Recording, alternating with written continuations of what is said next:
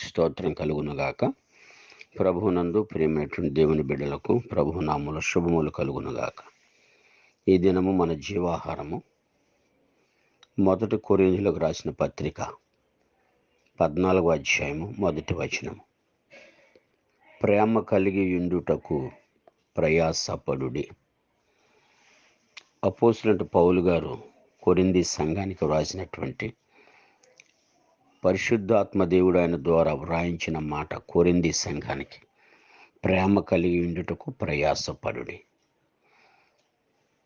అంటే ఆ సంఘములో ప్రేమ అనేది లేదు.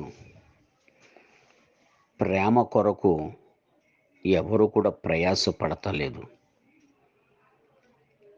ప్రేమలో 2 రకాలుగా ఉన్నాయి సహోదరి సహోదరుడు.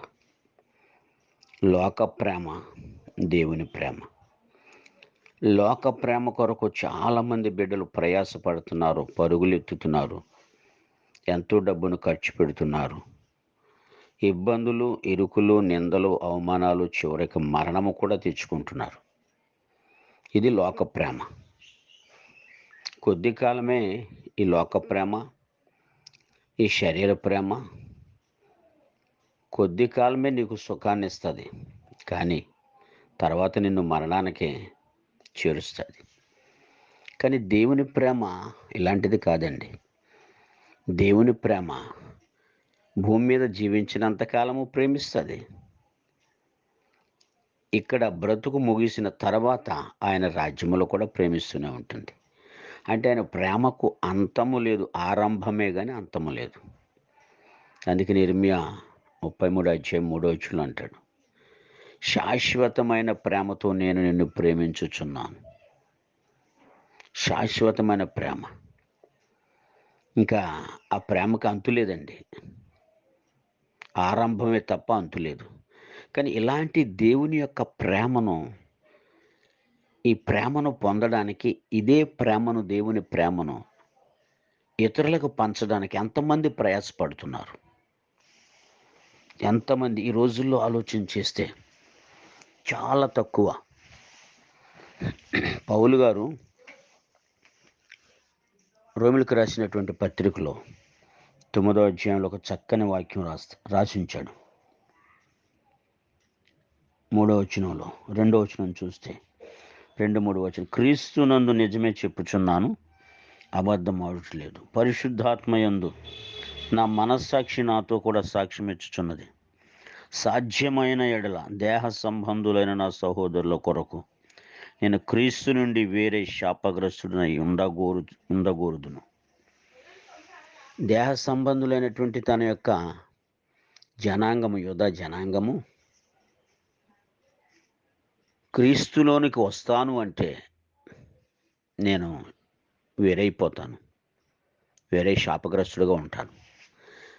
వారు రక్షింపబడాలి, వారి దేవుని ప్రేమను పొందాలి, వారు గొప్ప రక్షణను అనుభవించాలి, యేసుక్రీస్తు రాజ్యానికి వారసులు కావాలి, దేహ సంబంధులైన నా సహోదరుల విషయంలో. అంటే వాళ్ళందరూ వచ్చి రక్షణ పొందుతాను, పౌలు నువ్వు రావద్దు, నువ్వు వద్దు అంటే నేను మాత్రం ప్రత్యేకింపబడతాను, అంటే తొలగిపోతాను. క్రీస్తు నుండి నేను వేరే శాపగ్రస్తుని అవుతాను, వారందరూ పొందుతానండి. అంటే తన జనాంగం కోసం ఎంతగా ప్రేమిస్తున్నాడు పౌలు గారు అనేది ఒకసారి మనం ఆలోచించాలి. అందుకే ఈ ప్రేమ, దేవుణ్ణి ప్రేమించేవారు ఎవరు ఎన్నన్నా ఏమన్నా పట్టించుకోరండి. నవ్వుతూ ఉంటారు, దీవిస్తూ ఉంటారు. తెలీదు క్షమించు ప్రభు అంటారు. ఒకే ఒక మాట అన్నారు ప్రభు వారి సిలువలో, మొట్టమొదటి మాట. కొడుతున్నప్పుడు, హింసిస్తున్నప్పుడు, మొక్క మీద ఉమ్మేసినప్పుడు, డొక్కలో బళ్ళెపోటు పొడిచిన, తండ్రి వీరేం చేయుచున్నారు, వీరెరుగరు గనుక వీరిని క్షమించు, తండ్రికి ప్రార్థన చేశాడు. అంటే వాళ్ళందరినీ ప్రేమించాడు, ప్రేమిస్తూనే ఉన్నాడు. ఈరోజు ప్రభువుకి ఎంతమంది ఎదురు తిరిగినా ప్రేమిస్తూనే ఉన్నాడు, క్షమిస్తూనే ఉన్నాడు. తెలియదు తండ్రి, వారికి తెలియదు.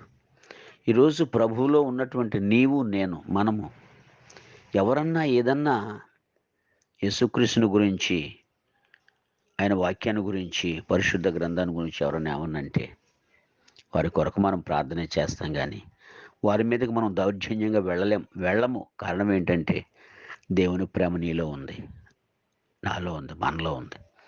కాబట్టి ఆ ప్రేమ కలిగి ఉండడానికి ప్రయాసపడుతున్నాం. కాబట్టి ఈ నిజమైన ప్రేమను వారు ఎప్పుడు తెలుసుకుంటారు నాయన, ఎలా తెలుసుకుంటారు ప్రభు అని వారి కొరకు మనం ప్రార్థన చేస్తూ ఉంటాం. కానీ ప్రయాసపడాలి. అందుకనే అంటాడు 1 కొరింథీ 13 ఆఖరి వచనంలో, కాగా విశ్వాసము, నిరీక్షణ, ప్రేమ, ఈ మూడింట్లో శ్రేష్టమైనది ప్రేమే. ఆ ప్రేమ కొరకు నా ప్రియ సహోదరి సహోదరుడా, నువ్వెంత కష్టపడతావు, ఎంత ప్రయాసపడతావో, నీ ప్రయాస ప్రభువు చూస్తారు. నీవు ప్రేమించే నిష్కల్మషమైన మనసుతో నువ్వు ప్రేమించే ఆ ప్రేమని ఏదో ఒకరోజు నిన్ను ద్వేషించేవారు తెలుసుకుని ప్రభు పాదాల దగ్గరికి రావాలని ప్రభుపేట హెచ్చరిస్తూ ముగిస్తున్నాను. దేవుడి కొద్ది మాటలు దీవించును గాక. ఆమేన్.